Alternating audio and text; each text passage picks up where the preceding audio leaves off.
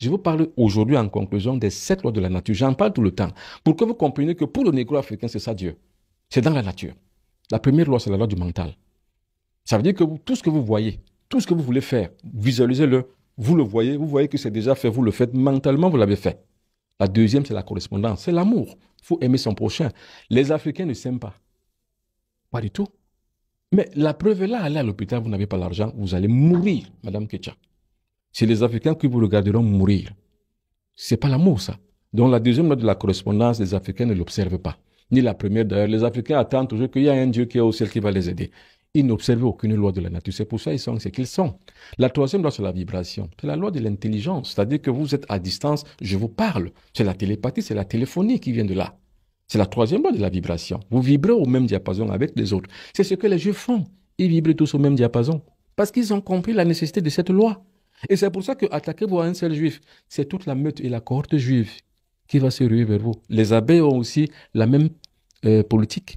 Les juifs l'ont, les occidentaux l'ont à travers leur OTAN. Vous essayez d'attaquer seulement un seul pays occidental, l'OTAN va se mettre en ordre de bataille pour vous attaquer. C'est comme ça que les autres peuples font. Mais les Africains attendent assis en contemplation vis-à-vis d'un Dieu distant et lointain, qui ne les écoute même pas.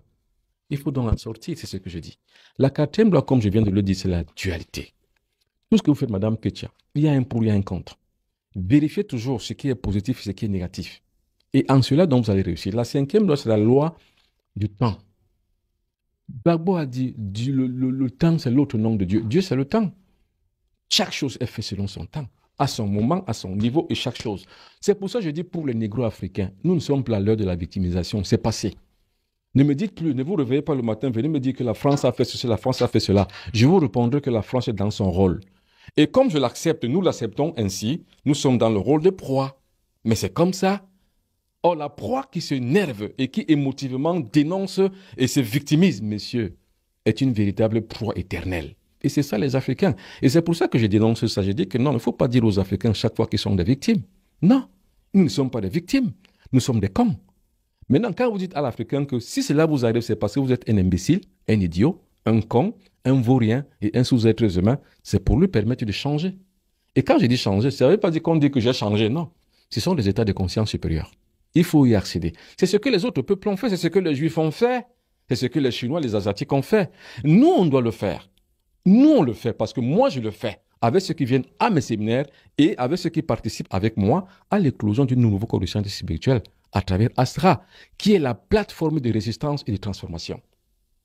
Et la cinquième loi, c'est le temps. La sixième loi, c'est le genre. Il faut savoir intégrer la femme et l'homme. Voilà ce que les religions négro-africaines font. Ils excluent les femmes. Mais c'est idiot. Mais c'est bête et c'est con. Allez voir les Bambombok. Bon, ce que je connais plus Bambombok parce que je suis moi-même un Bambok. Les Bambombok, une femme ne s'assoit pas là où est les hommes. Chez les Bambombok. La femme doit être là-bas loin. Mais monsieur, vous êtes idiot et con. C'est parce que vous n'avez pas compris le loi de la nature que vous le faites. Mais madame, il faut instruire la femme. Il faut mettre la femme au devant de la scène. Parce que c'est la femme qui est plus puissante, plus énergétique que l'homme. C'est ça la loi, la sixième loi de la nature, la loi de genre. Vous avez compris ça? Et la septième loi plutôt, la loi de genre. Vous avez compris ça, Madame Ketcha? Il ne faut jamais exclure une femme. Mais les cons, les Africains, que ce soit au Bénin, que ce soit au Tchad, que ce soit n'importe où, c'est pas au Cameroun, n'importe où, les femmes sont exclues. Mais nous sommes dans quelle société où on exclut une partie et une vraie partie même de la population? Nous sommes même qui, en fait? On n'est rien.